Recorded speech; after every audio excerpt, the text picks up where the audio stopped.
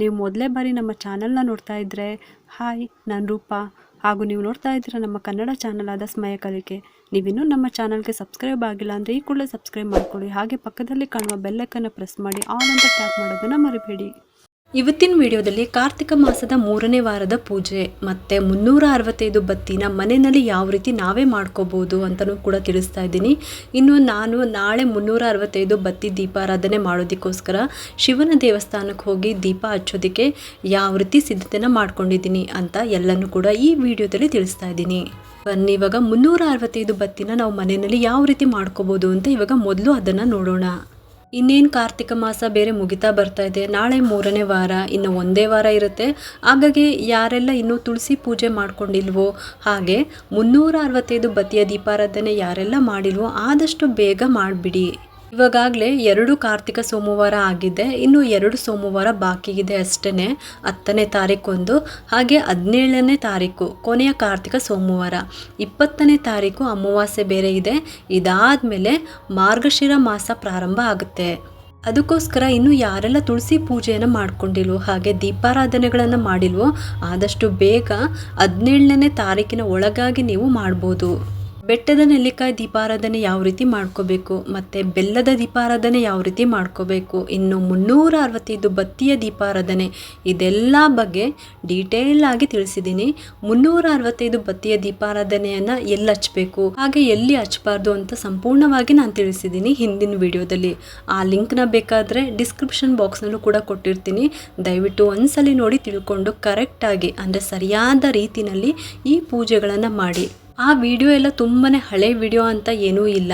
ಈಗ ಕಾರ್ತಿಕ ಮಾಸ ಶುರು ಆಗಿರೋದ್ರಿಂದ ಆ ಮಾಸದ ರಿಲೇಟೆಡ್ ಆಗಿ ಆ ವಿಡಿಯೋಗಳನ್ನು ನಾನು ಶೇರ್ ಮಾಡಿದ್ದೀನಿ. ಪ್ಲೀಸ್ ಎಲ್ಲರೂ ಕೂಡ ತಿಳ್ಕೊಂಡು ಸರಿಯಾದ ರೀತಿಯಲ್ಲಿ ಪೂಜೆನ ಮಾಡ್ಕೊಳ್ಳಿ. ಇವಾಗ 365 ಬತ್ತಿನ ಯಾವ ರೀತಿ ಮನೆಯಲ್ಲೇ ನಾವು ಮಾಡ್ಕೋಬೋದು ಅಂತ ತಿಳ್ಕೊಳ್ಳೋಣ. ನೋಡಿ, ಈ ಥರ ಬತ್ತಿ ರೋಲ್ ಸಿಗುತ್ತೆ.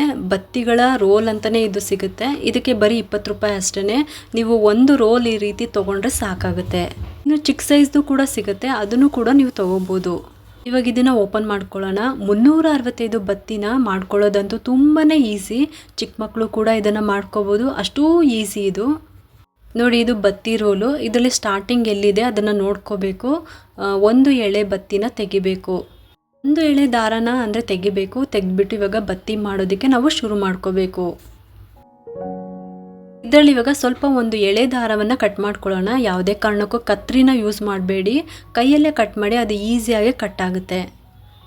ಒಂದೇಳೆ ದಾರನ ತೊಗೊಂಡಿದ್ದಾಗಿದೆ. ನೀವು ಪೆನ್ನಾದರೂ ತೊಗೋಬೋದು, ಪೆನ್ಸಿಲ್ ಆದರೂ ತೊಗೋಬೋದು, ಅಥವಾ ಕಡ್ಡಿ ಆದರೂ ತೊಗೋಬೋದು. ಈ ರೀತಿ ಯಾವುದಾದ್ರೂ ಒಂದು ತೊಗೊಳ್ಳಿ.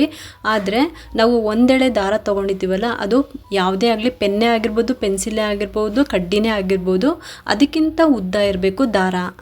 ಇದು ಯಾಕೆ ಈ ರೀತಿ ಇಡಬೇಕು ಅನ್ನೋದು ನಿಮಗೆ ಈ ಬತ್ತಿ ಪೂರ್ತಿ ಆದಮೇಲೆ, ಅಂದರೆ ಬತ್ತಿ ರೆಡಿ ಆದಮೇಲೆ ನಿಮ್ಗೆ ಗೊತ್ತಾಗುತ್ತೆ ಯಾಕೆ ಈ ಥರ ಇಡಬೇಕು ಅಂತ. ಇವಾಗ ಇದನ್ನು ಬತ್ತಿ ರೋಲಿಂದ ಒಂದು ಎಳೆ ದಾರವನ್ನು ತೊಗೊಂಡ್ಬಿಟ್ಟು ಈ ಪೆನ್ಸಿಲ್ಗೆ ಸುತ್ಕೊಂಡು ಹೋಗಬೇಕು. 108 ಅಥವಾ 365 ಈ ರೀತಿ ನೀವು ಕೌಂಟ್ ಮಾಡ್ಕೊಂಡ್ಬಿಟ್ಟು ಈ ರೀತಿ ಬತ್ತಿನ ರೆಡಿ ಮಾಡ್ಕೋಬೋದು. ಪೆನ್ಸಿಲ್ಗೆ ಈ ರೀತಿ ಸುತ್ಕೊಂಡು ಹೋಗಬೇಕು. ನೋಡಿ, 365 ಕೌಂಟಿಂಗ್ ಬರೋ ಥರ, ಅಂದರೆ 365 ಲೆಕ್ಕ ಬರೋ ಥರ ಈ ಥರ ಸುತ್ಕೊಂಡು ಹೋಗಬೇಕು. ಒಟ್ಟಿನಲ್ಲಿ 365 ಸುತ್ತಬೇಕು. ಆ ಕಡೆ ಈ ಕಡೆ ದಾರ ಬಿಟ್ಟಿರ್ತೀರಲ್ವ, ಅದನ್ನು ಸೇರಿಸ್ಬಿಟ್ಟು ಸುತ್ತಬಾರ್ದು, ಅದನ್ನು ಹಾಗೆ ಬಿಡಬೇಕು. ಇದನ್ನು ನೆನ್ಪಿಟ್ಕೊಳ್ಳಿ. ನೋಡಿ, ಎಷ್ಟು ಈಸಿಯಾಗಿ ನಾವೇ ಮನೆಯಲ್ಲಿ 365 ಬತ್ತಿನ ರೆಡಿ ಮಾಡ್ಕೋಬೋದು. ಈ ರೀತಿ ಗಂಟು ಹಾಕಿದ್ಮೇಲೆ ಎಕ್ಸ್ಟ್ರಾ ಇರುವಂಥ ದಾರನ ನೀವು ಕಟ್ ಮಾಡ್ಕೋಬೋದು.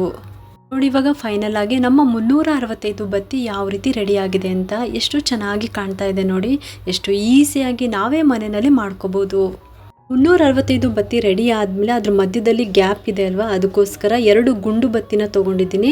ಇದ್ರೊಳಗಡೆ ಅದನ್ನು ಸೇರಿಸ್ತಾ ಇದ್ದೀನಿ. ನೀವಿಲ್ಲಿ ನೋಡ್ತಾ ಇರ್ಬೋದು, ಈ ಥರ ಗುಂಡು ಬತ್ತಿನ 2 ಬತ್ತಿನ ಇದರೊಳಗಡೆ ಸೇರಿಸ್ಬೇಕು. ಈ ರೀತಿ ನೋಡಿ, ಫೈನಲ್ ಆಗಿ ನಮ್ಮ 365 ಬತ್ತಿ ಎಷ್ಟು ಈಸಿಯಾಗಿ ಅತಿ ಕಡಿಮೆ ಸಮಯದಲ್ಲೇ ನಾವು ಮಾಡ್ಕೋಬೋದು. ವರ್ಕಿಂಗ್ ವುಮೆನ್ಸ್ಗಳೇ ಆಗಿರ್ಬೋದು, ನಮಗೆ ಟೈಮೇ ಇಲ್ಲ ಇದೆಲ್ಲ ಮಾಡ್ಕೊಳ್ಳೋದಕ್ಕೆ ಅನ್ನೋರು ಎಷ್ಟು ಈಸಿಯಾಗಿ ಮನೆಯಲ್ಲೇ ಮಾಡ್ಕೋಬೋದು. ಚಿಕ್ಕ ಮಕ್ಳಿಗೂ ಕೂಡ ಇವಾಗೆಲ್ಲ ಫೋನ್ ಹುಚ್ಚು ಜಾಸ್ತಿ ಇರುತ್ತೆ. ಅದಕ್ಕೋಸ್ಕರ ಅದನ್ನು ಅವಾಯ್ಡ್ ಮಾಡೋದಕ್ಕೋಸ್ಕರ ಆದ್ರೂ ಈ ರೀತಿ ನಾವು ಸಣ್ಣ ಪುಟ್ಟ ಅವ್ರ ಕೈಲೂ ಕೂಡ ಮಾಡಿಸಿದ್ರೆ ಅವರು ಕೂಡ ಕಲ್ತಂಗಾಗುತ್ತೆ. ಖುಷಿಯಿಂದ ಅವರು ಕೂಡ ಮಾಡ್ತಾರೆ. ಇವಾಗಿಂದನೇ ಚಿಕ್ಕ ಮಕ್ಳಿಗೂ ಕೂಡ ಇದನ್ನು ಕಲಿಸೋದ್ರಿಂದ ತುಂಬಾ ಮುಂದಕ್ಕೂ ಅವ್ರಿಗೆ ಉಪಯೋಗಕ್ಕೆ ಬರುತ್ತೆ. ನಾವು ಅಂಗಡಿನಲ್ಲಿ ದುಡ್ಡು ಕೊಟ್ಟರೆ ಏನು ಬೇಕಾದರೂ ಸಿಗುತ್ತೆ, ಆದರೆ ನಾವೇ ನಮ್ಮ ಕೈಯಾರೆ ಮಾಡೋದ್ರಲ್ಲಿ ಇರೋವಂಥ ಖುಷಿ ಅದು ದುಡ್ಡು ಕೊಟ್ಟರು ಕೂಡ ಸಿಗೋದಿಲ್ಲ ಅಲ್ವಾ. ಅದರಲ್ಲೂ ಈ ಪೂಜೆ ವ್ರತ ಈ ರೀತಿ ಎಲ್ಲ ಮಾಡಿದಾಗ ನಾವೇ ಮನೆಯಲ್ಲಿ ಈ ರೀತಿ ಎಲ್ಲ ನಾವೇ ಮಾಡಿಕೊಂಡ್ರೆ ನಮಗೂ ಒಂದು ಹೆಮ್ಮೆ ಇರುತ್ತೆ, ನಾವೇ ಮಾಡಿದ್ವಲ್ವಾ ಅಂತ ಅಲ್ವಾ. ನಮ್ಮ ಮನಸ್ಸಿಗೂ ಕೂಡ ತುಂಬಾ ಖುಷಿ ಆಗುತ್ತೆ ಮತ್ತು ನಮ್ಮ ಮೈಂಡು ಕೂಡ ತುಂಬಾ ಫ್ರೆಶ್ ಆಗಿರುತ್ತೆ. ಯಾವುದ್ಯಾವುದೋ ಬೇರೆ ಬೇರೆ ಯೋಚನೆ ಮಾಡಿಕೊಂಡು ಬೇರೆ ಬೇರೆದಕ್ಕೆಲ್ಲ ತಲೆ ಕೆಡಿಸ್ಕೊಂಡು ಕುತ್ಕೊಳ್ಳೋ ಬದಲು ಈ ರೀತಿ ನಾವು ಈ ಥರ ಕೆಲಸಗಳಲ್ಲಿ ಅಳವಡಿಸ್ಕೊಳ್ಳೋದ್ರಿಂದ ತುಂಬಾ ನಮಗೂ ಕೂಡ ಒಂದು ನೆಮ್ಮದಿ ಸಿಗುತ್ತೆ. ನಾಳೆ 3ನೇ ಕಾರ್ತಿಕ ಸೋಮವಾರ, ಅದಕ್ಕೋಸ್ಕರ ನಾನು ಕೂಡ ಪ್ರಿಪೇರ್ ಮಾಡ್ಕೊತಾ ಇದ್ದೀನಿ. ನಾನು ಪ್ರತಿ ವರ್ಷನೂ ಕೂಡ ಕಾಡು ಮಲ್ಲೇಶ್ವರ ದೇವಸ್ಥಾನಕ್ಕೆ ಹೋಗ್ಬಿಟ್ಟು ಅಲ್ಲಿ ನಾನು 365 ಬತ್ತಿ ದೀಪಾರಾಧನೆ ಮಾಡ್ತೀನಿ. ಏನೆಲ್ಲ ನಾನು ತೊಗೊಂಡೋಗ್ತಾ ಇದ್ದೀನಿ ಅಂತ ನಾನು ನಿಮಗೆ ತಿಳಿಸ್ತಾ ಇದ್ದೀನಿ ನೋಡಿ. ಇಲ್ಲಿ ಮುದುಕದ ಎಲೆನ ತೊಗೊಂಡಿದ್ದೀನಿ. ಈ ರೀತಿ ಒಂದು ಮುದುಕದ ಎಲೆನ ತೊಗೋಬೇಕು. ಅಕಸ್ಮಾತ್ ನಿಮಗಿದು ಸಿಕ್ಕಿಲ್ಲ ಅಂತ ಅಂದರೆ ಬಾಳೆ ಎಲೆ ಅಥವಾ ಅಡಿಕೆ ಪ್ಲೇಟು ಕೂಡ ತೊಗೊಂಡೋಗ್ಬೋದು. ಕೆಲವರೆಲ್ಲ ಪ್ಲಾಸ್ಟಿಕ್ ಪೇಪರ್ನಲ್ಲಿ ದೀಪಗಳನ್ನು ಹಚ್ತಾರೆ. ದಯವಿಟ್ಟು ಆ ರೀತಿ ಎಲ್ಲ ಹಚ್ಚೋದಕ್ಕೆ ಹೋಗಬೇಡಿ. ಆದಷ್ಟು ನಿಮ್ಗೆ ಇದು ಯಾವುದೂ ಸಿಕ್ಕಿಲ್ಲ ಅಂದರೆ ಮುದುಕದ ಎಲೆ ಸಿಕ್ಕಿಲ್ಲ, ಬಾಳೆ ಎಲೆ ಸಿಕ್ಕಿಲ್ಲ ಅಂದರೂ ಕೂಡ ಪರವಾಗಿಲ್ಲ, ಅಡಿಕೆ ಪ್ಲೇಟ್ ಅಂತೂ ಎಲ್ಲ ಕಡೆ ಸಿಕ್ಕೇ ಸಿಗುತ್ತೆ. ಅದನ್ನು ನೀವು ತೊಗೊಂಬಂದ್ಬಿಟ್ಟು ನೀವು ದೀಪಾರಾಧನೆ ಮಾಡ್ಕೋಬೋದು. ಒಂದು ಮುದುಕದ ಎಲೆ ಮತ್ತು ಒಂದು ವಾಟರ್ ಕ್ಯಾನಲ್ಲಿ ನೀರು ತೊಗೋಬೇಕು. ನೀರು ಯಾಕೆ ಅಂದರೆ ನಾವು ದೇವಸ್ಥಾನಕ್ಕೆ ಹೋದಾಗ ಅಲ್ಲಿ ಸ್ವಲ್ಪ ನೀರನ್ನು ಪ್ರೋಕ್ಷಣೆ ಮಾಡಬೇಕು. ಮಾಡಾದ್ಮೇಲೆ ನಾವು ರಂಗೋಲಿ ಬಿಡಬೇಕು. ರಂಗೋಲಿ ಬಿಡೋದಕ್ಕೆ ನಾನಿಲ್ಲಿ ಅಕ್ಕಿ ಹಿಟ್ಟನ್ನು ತೊಗೊಂಡಿದ್ದೀನಿ. ರಂಗೋಲಿ ಕೂಡ ತೊಗೋಬೋದು, ಆದರೆ ನಾನು ಪ್ರತಿ ವರ್ಷವೂ ಕೂಡ ಅಕ್ಕಿ ಹಿಟ್ಟಿನಿಂದನೇ ನಾನು ರಂಗೋಲಿನ ಹಾಕೋದು. ಅಕ್ಕಿ ಹಿಟ್ಟಿನಿಂದ ರಂಗೋಲಿ ಹಾಕಿದ್ರೆ ತುಂಬಾ ಶ್ರೇಷ್ಠ ಅಂತ ಹೇಳ್ತಾರೆ. ಅದಕ್ಕೋಸ್ಕರ ನಾನು ಪ್ರತಿ ವರ್ಷವೂ ಕೂಡ ಅಕ್ಕಿ ಹಿಟ್ಟಿನಿಂದನೇ ರಂಗೋಲಿನ ಹಾಕ್ತೀನಿ. ಇನ್ನು ಅಕ್ಕಿ ತೊಗೋಬೇಕು. ಅಕ್ಕಿ 1 ಇಡಿ ಅಕ್ಕಿ ಆದರೂ ತೊಗೋಬೋದು, 3 ಇಡಿ ಅಕ್ಕಿ ಆದರೂ ತೊಗೋಬೋದು. ನಿಮ್ಮ ಶಕ್ತಿಗೆ ಅನುಸಾರ ನೀವು ಎಷ್ಟು ಅಕ್ಕಿ ಬೇಕಾದರೂ ತೊಗೋಬೋದು. ನಾನಿಲ್ಲಿ 3 ಇಡಿ ಅಕ್ಕಿನ ತೊಗೊಂಡಿದ್ದೀನಿ. ಅದನ್ನು ಒಂದು ಕವರ್ನಲ್ಲಿ ಈ ರೀತಿ ಗಂಟಾಕ್ಬಿಟ್ಟು ಇಟ್ಕೊಂಡಿದ್ದೀನಿ. ಅಕ್ಕಿ ತೊಗೊಂಡಿದ್ದಾದಮೇಲೆ ಇವಾಗ ಮಣ್ಣಿನ ದೀಪ. ನಾನಿಲ್ಲಿ ಮಣ್ಣಿನ ದೀಪ 1 ತೊಗೊಂಡಿದ್ದೀನಿ ದೊಡ್ಡದು. ಇವರೆಲ್ಲ 2 ದೊಡ್ಡ ದೀಪ ಅಂದರೆ ಮಣ್ಣಿನ ದೀಪ ದೊಡ್ಡದು ತೊಗೊಂಡ್ಬಿಟ್ಟು ಹಚ್ಚುತ್ತಾರೆ. ನಾನು ಯಾವಾಗಲೂ ಪ್ರತಿ ವರ್ಷವೂ ಕೂಡ ಈ ರೀತಿ 1 ಮಣ್ಣಿನ ದೀಪ ತೊಗೊಂಡ್ಬಿಟ್ಟು ಹಚ್ತೀನಿ. ಅಂಗಡಿಯಿಂದ ಮಣ್ಣಿನ ದೀಪನ ತೊಗೊಂಡು ಬಂದಿದ ತಕ್ಷಣ ಯಾವ ರೀತಿ ಅದನ್ನು ಉಪಯೋಗಿಸ್ಬೇಕು ಅಂತ ನಾನು ವಿಡಿಯೋ ಮಾಡಿ ಶೇರ್ ಮಾಡಿದ್ದೀನಿ. ಇನ್ನೂ ಹೊಸಬ್ರು ಆ ವಿಡಿಯೋ ನೋಡಿಲ್ಲ ಅಂದರೆ ಆ ಲಿಂಕನ್ನು ಡಿಸ್ಕ್ರಿಪ್ಷನ್ ಬಾಕ್ಸಲ್ಲೂ ಕೂಡ ಕೊಟ್ಟಿರ್ತೀನಿ, ಒಂದ್ಸಲಿ ಚೆಕ್ ಮಾಡಿ ನೋಡಿ. ಇನ್ನು ಇವಾಗ 365 ಬತ್ತಿ ನೋಡಿ, ಇದು ನಾನು ಮಾಡಿರೋವಂಥದ್ದು, ಇದು ಅಂಗಡಿನಲ್ಲಿ ತೊಗೊಂಡಿರೋವಂಥದ್ದು. ನಾನು ನಿಮಗೆ ಎರಡೂ ಕೂಡ ತೋರಿಸ್ತಾ ಇದ್ದೀನಿ. ಆದರೆ ನಾನು ಇವಾಗ ದೀಪ ಹಚ್ಚೋದಕ್ಕೆ ನಾನು ಮಾಡಿರುವಂಥ 365 ಬತ್ತಿನ ತೊಗೊತಾ ಇದ್ದೀನಿ. ದೀಪ ಹಚ್ಚೋದಕ್ಕೆ ಎಣ್ಣೆನ ನಾನಿಲ್ಲಿ ಎಳ್ಳೆಣ್ಣೆ ತೊಗೊಂಡಿದ್ದೀನಿ. ನಿಮ್ಮ ಶಕ್ತಿಗೆ ಅನುಸಾರ ನೀವು ತುಪ್ಪದಿಂದ ದೀಪ ಹಚ್ತೀರಾ ಅಂದರೆ ತುಪ್ಪ ಬೇಕಾದರೂ ತೊಗೋಬೋದು, ಅಥವಾ ಹೊಂಗೆ ಎಣ್ಣೆ ನಿಮಗೆ ಸಿಕ್ಕಿದ್ರೆ ಅದರಲ್ಲೂ ಕೂಡ ದೀಪಾರಾಧನೆ ಮಾಡ್ಕೋಬೋದು. ಬಿಡಿ ಹೂಗಳನ್ನ ತೊಗೊಂಡಿದ್ದೀನಿ. ಇಲ್ಲಿ ರೋಸು, ಸೇವಂತಿಗೆ ಹೂವು ತೊಗೊಂಡಿದ್ದೀನಿ. ನಾಳೆ ದೀಪ ಹಚ್ಚೋದ್ರಿಂದ ನಾನು ಬಿಲ್ಪತ್ರೆನ ನಾಳೆ ತೊಗೊಳ್ಳೋಣ ಅಂತ ಅಂದ್ಕೊಂಡಿದ್ದೀನಿ. ತಾಂಬೂಲಕ್ಕೆ ತೆಂಗಿನಕಾಯಿ ಪೂರ್ಣ ಫಲ 1 ತೆಂಗಿನಕಾಯಿನ ತೊಗೊಂಡಿದ್ದೀನಿ. ಕೆಲವರೆಲ್ಲ ಏನು ಮಾಡ್ತಾರೆ ಅಂದರೆ ತೆಂಗಿನಕಾಯಿ ಇಟ್ಟರೆ ಬಾಳೆಹಣ್ಣು ಇಡೋದಿಲ್ಲ, ಬಾಳೆಹಣ್ಣು ಇಟ್ಟರೆ ತೆಂಗಿನಕಾಯಿ ಇಡೋದಿಲ್ಲ. ಆದರೆ ನಾನಿಲ್ಲಿ ಯಾವಾಗಲೂ ಅಷ್ಟೇ, ಅಂದರೆ ಪ್ರತಿ ವರ್ಷವೂ ಕೂಡ ಅಷ್ಟೇ 1 ತೆಂಗಿನಕಾಯಿ 2 ಬಾಳೆಹಣ್ಣನ್ನು ಇಟ್ಟೇ ಇರ್ತೀನಿ. ಯಾವಾಗಲೂ ನಾವು ಜೊತೆ ಬಾಳೆಹಣ್ಣೆ ಇಡಬೇಕು. ನೀವು ಏಲಕ್ಕಿ ಬಾಳೆಹಣ್ಣಿಟ್ರೂ ಅಷ್ಟೇ, ಇಲ್ಲ ಪಚ್ಚ ಬಾಳೆಹಣ್ಣಿಟ್ರೂ ಅಷ್ಟೇ, ಜೊತೆ ಬಾಳೆಹಣ್ಣೆ ಇಡಬೇಕು. ಸಿಂಗಲ್ ಆಗಿರುವಂಥ ಅಂದರೆ ಒಂದೇ ಒಂದು ಬಾಳೆಹಣ್ಣನ್ನು ನಾವು ದೇವ್ರ ಪೂಜೆಗೆ ಇಡಬಾರ್ದು. ದೇವ್ರ ಪೂಜೆಗೆ ಅಂತಲೇ ಅಲ್ಲ, ನೀವು ಕುಂಕುಮಕ್ಕೆ ಯಾರಿಗಾದ್ರೂ ಕೊಟ್ಟರು ಕೂಡ ಅಷ್ಟೇ ಒಂದೇ ಒಂದು ಬಾಳೆಹಣ್ಣನ್ನು ಇಟ್ಬಿಟ್ಟು, ಅಂದರೆ ಎಲೆ ಅಡಿಕೆ 1 ಬಾಳೆಹಣ್ಣ ಇಟ್ಬಿಟ್ಟು ನೀವು ಯಾರಿಗೂ ಕೂಡ ಕುಂಕುಮಕ್ಕೆ ಕೊಡಬಾರ್ದು. ನೀವು ಕೊಡೋದಿದ್ರೆ 2 ಜೊತೆ ಅಂದರೆ 2 ಬಾಳೆಹಣ್ಣು ಇಟ್ಬಿಟ್ಟೆ ಕೊಡಬೇಕು. ಇನ್ನು ಕುಂಕುಮ, ಅರಿಶಿನ, ಕರ್ಪೂರ, 1 ಅಚ್ಚಬೆಲ್ಲ ಮತ್ತು ಊದ್ಗಡ್ಡಿ. ನಾನು ಹಿಂದಿನ ವಿಡಿಯೋದಲ್ಲೂ ಕೂಡ ತಿಳಿಸಿದ್ದೀನಿ, ಯಾವುದೇ ಕಾರಣಕ್ಕೂ ಊದ್ಗಡ್ಡಿನ ಬಾಳೆಹಣ್ಣಿಗೆ ಸಿಗಿಸ್ಬಾರ್ದು, ಇದನ್ನು ನೆನ್ಪಿಟ್ಕೊಳ್ಳಿ. ಊದ್ಗಡ್ಡಿ ತೊಗೊಂಡಿದ್ದಾದಮೇಲೆ ಇವಾಗ ಅದಕ್ಕೆ ಬೆಂಕಿ ಪೊಟ್ಟಣ ಅಂದರೆ ಮ್ಯಾಚ್ ಬಾಕ್ಸ್ನ 1 ತೊಗೊಂಡಿದ್ದೀನಿ. ಯಾವುದೇ ಕಾರಣಕ್ಕೂ ದೀಪ ಹಚ್ಚುವಂಥ ಸಮಯದಲ್ಲಿ ನೀವು ಬೆಂಕಿ ಪೊಟ್ಟಣದಿಂದ ಡೈರೆಕ್ಟಾಗಿ ದೀಪನ ಹಚ್ಚಬಾರ್ದು, ಇದನ್ನು ನೆನ್ಪಿಟ್ಕೊಳ್ಳಿ. ಊದ್ಗಡ್ಡಿನ ಫಸ್ಟು ಹಚ್ಕೊಂಡ್ಬಿಟ್ಟು ಆಮೇಲೆ ನೀವು ದೀಪನ ಹಚ್ಕೋಬೇಕು. ಇದ್ರ ಜೊತೆಗೆ 1 ಕರ್ಚಿಫ್ ತೊಗೊಂಡಿದ್ದೀನಿ ಕೈ ಒರೆಸ್ಕೊಳ್ಳೋದಕ್ಕೆ. ಕೊನೆಯದಾಗಿ ಸ್ವಲ್ಪ ಕರ್ಪೂರನ ಈ ಬಾಕ್ಸಲ್ಲಿ ಹಾಕ್ಕೊಂಡಿದ್ದೀನಿ. ಇದನ್ನಿವಾಗ ಆ ಕರ್ಪೂರ ಏನಿದೆ ಅದನ್ನು ನಾನು ಈ ರೀತಿ ಪುಡಿ ಮಾಡ್ಕೊತಾ ಇದ್ದೀನಿ. ನೀವಿಲ್ಲಿ ನೋಡ್ತಿರ್ಬೋದು ಪುಡಿನ ಮಾಡ್ಕೊತಾ ಇದ್ದೀನಿ. ಇದು ಯಾಕೆ ಅಂತ ಅಂದರೆ ನಾವು ದೀಪ ಹಚ್ತೀವಲ್ವ, ಆ ಒಂದು ಸಮಯದಲ್ಲಿ ಸ್ವಲ್ಪ ಗಾಳಿ ಕೂಡ ಜೋರಾಗೇ ಇರುತ್ತೆ. ನಾವು ದೀಪ ಎಲ್ಲ ರೆಡಿ ಮಾಡ್ಕೊಂಡಿದ್ದಾದ್ಮೇಲೆ ಇನ್ನೇನು ನಾವು ದೀಪ ಹಚ್ಚೋ ಅಂಥ ಸಮಯದಲ್ಲಿ ಆ ಬತ್ತಿ ನಾವೇನು ಇಟ್ಟಿರ್ತೀವಲ್ಲ, ಆ ಬತ್ತಿಗೆ ಈ ಕರ್ಪೂರದ ಪುಡಿನ ಸ್ವಲ್ಪ ತುದಿಗೆ ಅಂಟಿಸ್ಬೇಕು. ಈ ರೀತಿ ಹಾಕೋದ್ರಿಂದ ನಾವು ಊದ್ಗಡ್ಡಿಯಿಂದ ದೀಪ ಹಚ್ಚುವಂಥ ಸಮಯದಲ್ಲಿ ಅದು ಬೇಗನೆ ಹತ್ಕೊಳ್ಳುತ್ತೆ. ಅದಕ್ಕೋಸ್ಕರ ಈ ಥರ 2 ಕರ್ಪೂರನ ಈ ಬಾಕ್ಸಲ್ಲಿ ಹಾಕೊಂಡ್ಬಿಟ್ಟು ನಾನು ಪುಡಿ ಮಾಡಿ ರೆಡಿ ಮಾಡಿ ಇಟ್ಕೊಂಡಿದ್ದೀನಿ. ಈ ಥರ ಮಾಡ್ಕೋಬೋದು ಅಂತಲೂ ಕೂಡ ಎಷ್ಟೋ ಜನಕ್ಕೆ ಗೊತ್ತಿಲ್ಲ. ಯಾಕೆ ಈ ಥರ ಹೇಳ್ತಾ ಇದ್ದೀನಿ ಅಂದರೆ, ನಾನು ತುಂಬ ದೇವಸ್ಥಾನದಲ್ಲೂ ಕೂಡ ನೋಡಿದ್ದೀನಿ. ಪಾಪ ಅದು ಗಾಳಿ ಬೇರೆ ಇರೋದ್ರಿಂದ ಅವರು ದೀಪ ಹಚ್ಚೋದಕ್ಕೆ ತುಂಬಾ ಕಷ್ಟಪಡ್ತಿರ್ತಾರೆ. ಅದಕ್ಕೋಸ್ಕರ ಆವಾಗೆಲ್ಲ ನಾನು ಕೂಡ ಈ ರೀತಿ ಮಾಡ್ಕೊಳ್ಳಿ, ಬೇಗನೆ ಅದು ದೀಪ ಅಂಟ್ಕೊಳ್ಳುತ್ತೆ ಅಂತ ಅಂದ್ಬಿಟ್ಟು ಅವ್ರಿಗೂ ಕೂಡ ನಾನು ಹೇಳ್ಕೊಟ್ಟಿದ್ದೀನಿ. ನಾಳೆ 3ನೇ ಕಾರ್ತಿಕ ಸೋಮವಾರ 365 ಬತ್ತಿಯ ದೀಪಾರಾಧನೆ ಮಾಡೋದಕ್ಕೋಸ್ಕರ ನಾನು ಈ ರೀತಿ ಸಿದ್ಧತೆನ ಮಾಡ್ಕೊಂಡಿದ್ದೀನಿ. ಕೊನೆಯದಾಗಿ ಈ ರೀತಿ ಬ್ಯಾಸ್ಕೆಟ್ ತೊಗೊಂಡಿದ್ದೀನಿ ನೋಡಿ. ಇದನ್ನು ಕೂಡ ನಾನೇ ಹಾಕಿರೋ ಅಂಥದ್ದು. ಬ್ಯಾಸ್ಕೆಟ್ಗಳನ್ನ ಹಾಕೋದು ಕೂಡ ನನಗೆ ತುಂಬಾ ಇಷ್ಟ. ತುಂಬಾ ಬ್ಯಾಸ್ಕೆಟ್ಗಳನ್ನ ಹಾಕಿದ್ದೀನಿ. ಮಾತನ್ನು ಹೇಳೋದಕ್ಕೆ ಇಷ್ಟಪಡ್ತೀನಿ. ಅದೇನಪ್ಪ ಅಂತ ಅಂದರೆ, ನಾನು ಯೂಟ್ಯೂಬ್ ಚಾನಲ್ ಸ್ಟಾರ್ಟ್ ಮಾಡಬೇಕು ಅಂತ ಒಂದು ಮೈಂಡ್ ನನಗೆ ಬಂದಿರೋದಕ್ಕೆ ಮೇನ್ ಕಾರಣ ಏನು ಅಂದರೆ ಈ ಬ್ಯಾಸ್ಕೆಟೇ. ತುಂಬಾ ವೆರೈಟಿ ಆಗಿರುವಂಥ ಬ್ಯಾಸ್ಕೆಟ್ಗಳನ್ನು ಕೂಡ ನಾನು ಹಾಕಿದ್ದೀನಿ.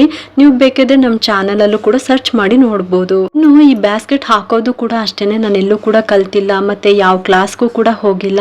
ನಾನೇ ಸ್ವಂತವಾಗಿ ಹಾಕಿರೋ ಅಂಥದ್ದು. ಅದು ನನಗೆ ತುಂಬಾ ಹೆಮ್ಮೆ ಇದೆ. ಇನ್ನು ಈ ಸಲ ಷಷ್ಠಿ ಮಂಗಳವಾರನೇ ಇದೆ. ಷಷ್ಠಿ ಪೂಜೆಗಳನ್ನು ಮಾಡೋರು ಮಂಗಳವಾರ ಬೆಳಗ್ಗೆ ಮಾಡ್ಕೋಬಹುದು. ಇನ್ನು ಅಷ್ಟಮಿ ಪೂಜೆಯನ್ನು ಮಾಡೋ ಅಂಥವ್ರು 12ನೇ ತಾರೀಕು ಅಷ್ಟಮಿ ಇದೆ, ಕಾಲಾಷ್ಟಮಿ ಇದೆ.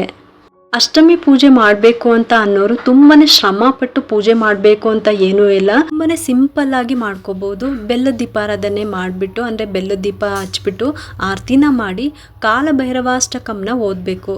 ಪ್ರತಿ ಅಷ್ಟಮಿ ಅಂದರೆ ಹುಣ್ಣಿಮೆ ಆದಮೇಲೆ ಬರುವಂಥ ಅಷ್ಟಮಿನ ಕಾಲಾಷ್ಟಮಿ ಅಂತಾರೆ. ಅಮಾವಾಸ್ಯೆ ಆದಮೇಲೆ ಬರುವಂಥ ಅಷ್ಟಮಿನ ದುರ್ಗಾಷ್ಟಮಿ ಅಂತಾರೆ. ಹಾಗಾಗಿ ನೀವು ನಿಮ್ಮ ಮಂತ್ಲಿ ಪ್ರಾಬ್ಲಮ್ ನೋಡಿಕೊಂಡು ನಿಮಗೆ ಯಾವ ಅಷ್ಟಮಿ ಸಿಗುತ್ತೋ ಆ ದಿನ ಮನೆಯಲ್ಲಿ ಬೆಲ್ಲದ ದೀಪನ ಹಚ್ಬೋದು. ಕಾಲಭೈರವಾಷ್ಟಕಂನ ಓದಿದ್ರೆ ಸಾಕು, ತುಂಬಾ ಒಳ್ಳೆಯದು. 17ನೇ ತಾರೀಕು ಸೋಮವಾರ ಮಹಾಪ್ರದೋಷ ಇದೆ. ಸೋಮ ಪ್ರದೋಷ ತುಂಬಾ ವಿಶೇಷವಾದ ದಿನ. ಕಾರ್ತಿಕ ಮಾಸದಲ್ಲಿ ಒಂದೇ ಒಂದು ದಿನ ಆದರೂ, ಅಂದರೆ ಒಂದು ಕಾರ್ತಿಕ ಸೋಮವಾರ ಆದ್ರೂ ಉಪವಾಸವಿದ್ದು ಶಿವನನ್ನು ಆರಾಧನೆ ಮಾಡಬೇಕು.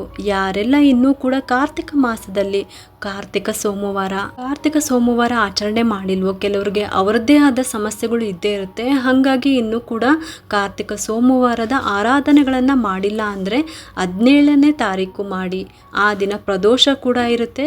ಶಿವನನ್ನು ಆರಾಧನೆ ಮಾಡೋದಕ್ಕೆ, ಶಿವ ಪೂಜೆ ಮಾಡೋದಕ್ಕೆ ತುಂಬಾ ಶ್ರೇಷ್ಠವಾದ ದಿನ.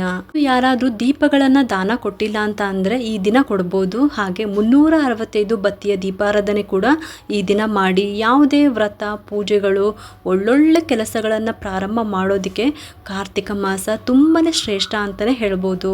ಯಾಕಂತ ಅಂದರೆ ಯೋಗ ನಿದ್ರೆಯಿಂದ ಆ ಭಗವಂತ ಎಚ್ಚರ ಆಗುವಂಥ ಸಮಯ, ಎಲ್ಲರನ್ನು ನೋಡುವಂಥ ಸಮಯ ಅಂತಲೇ ಹೇಳ್ಬೋದು.